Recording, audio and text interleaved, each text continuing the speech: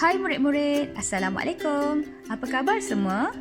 Bertemu kita sekali lagi dalam subjek Reka Bentuk dan Teknologi tahun 4 bagi tajuk Keselamatan Bengkel. Untuk siri kali ini, kita akan fokus kepada amalan keselamatan di bengkel. Ups, jangan lupa subscribe YouTube Teacher Ayumi. Baiklah murid-murid, dah sedia nak belajar hari ini? Jom kita mulakan. Topik kita pada hari ini ialah tindakan apabila berlaku kemalangan, keperluan di bengkel, amalan keselamatan di bengkel dan kesan mengabaikan amalan keselamatan. Topik yang pertama, tindakan apabila berlaku kemalangan. Tahukah murid-murid apakah yang perlu kamu lakukan jika berlaku sesuatu kemalangan ataupun kecederaan? Bukannya boleh buat sesuka hati. Ada langkah-langkah yang tertentu yang perlu kamu patuhi. Contohnya, kecederaan luka melecur. Tahukah kamu bahawa kulit boleh melecur akibat terkena cecair panas, objek panas, arus elektrik dan sebagainya? Terdapat 3 langkah utama untuk merawat luka melecur. Pertama, siram kawasan yang melecur di bawah aliran air. Kedua, sapukan krim atau lotion yang sesuai. Dan akhir sekali, berjumpa dengan pegawai perubatan dengan segera. Selain itu, renjatan elektrik juga boleh berlaku di bengkel apabila terdapat litar pintas atau menyentuh suis dengan tangan yang basah. Terdapat 3 langkah untuk menyelamatkan mangsa renjatan elektrik. Pertama, jangan sentuh mangsa. Yang kedua, alihkan mangsa daripada punca renjatan dengan bahan pendebat seperti tali pinggang atau pembaris kayu. Dan akhir sekali, rehatkan mangsa di tempat yang selesa dan dapatkan bantuan daripada pakar perubatan. Baiklah semua, untuk topik yang kedua, kita akan melihat apa keperluan dan peralatan yang wajib ada di bengkel. Pertama, pelan laluan kecemasan. Pelan laluan kecemasan perlu berada di bengkel RBT untuk menunjukkan arah laluan keluar dari bengkel semasa berlaku sesuatu kecemasan. Murid-murid perlu mematuhi pelan ini untuk keluar dari bengkel semasa berlaku kecemasan seperti kebakaran dan sebagainya.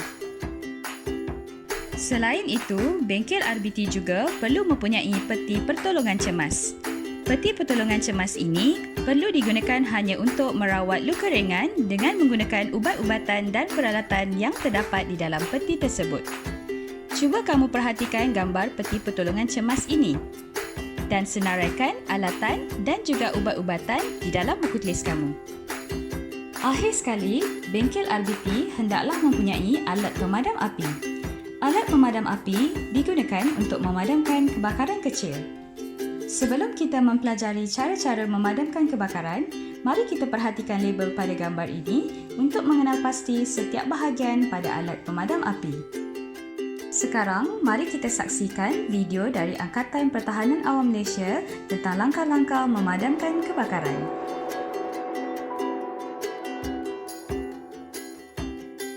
Goncangkan alat pemadam api sebelum menggunakannya. Cabutkan pin keselamatan alat pemadam api dan acukan muncung alat pemadam api ke arah kebakaran. Tekan muncung alat pemadam api dan semburkan tepat ke arah sumber api dengan cara menyapu. Jangan sembur lawan arah angin. Sebaliknya, ikut arah angin. Seterusnya, bagi topik yang ketiga, kita akan mengetahui tentang amalan keselamatan di bengkel. Amalan keselamatan di bengkel merangkumi susun atur dan kebersihan bengkel serta penyimpanan dan penyelenggaraan alatan tangan. Bengkel yang tersusun dapat mengurangkan risiko daripada berlaku kemalangan di bengkel. Alatan tangan pula mestilah disimpan di tempat yang sesuai seperti kotak alatan atau almari dan diselenggara agar sentiasa berada dalam keadaan yang baik dan selamat digunakan. Jom kita perhatikan contoh penyelenggaraan alatan bagi gunting dan papan kekunci. Untuk membersihkan kotoran pada gunting, kita mestilah menggunakan reja kain atau berus yang sesuai. Kemudian, titiskan minyak supaya gunting tidak berkarat. Bagi penyelenggaraan papan kekunci pula, bersihkan habuk dan kotoran dengan berus atau penyedut habuk kecil. Kemudian, lap papan kekunci menggunakan kain lembut yang lembap. Akhir sekali, topik keempat, kesan mengabaikan amalan keselamatan. Perhatikan jadual ini dan kenal pasti kesan mengabaikan amalan keselamatan. Kecederaan dan kehilangan barang mungkin berlaku jika masuk ke bengkel tanpa kebenaran guru. Ruang kerja dan laluan pula akan menjadi sempit jika beg dibawa masuk ke dalam bengkel. Selain itu, pencahayaan dan pengudaraan juga tidak cukup jika pintu dan tingkap tidak dibuka.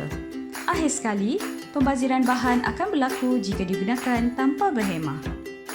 Baiklah semua, setelah mempelajari tentang amalan keselamatan bengkel, jom uji minda dengan mengingat semula apa yang telah kamu pelajari.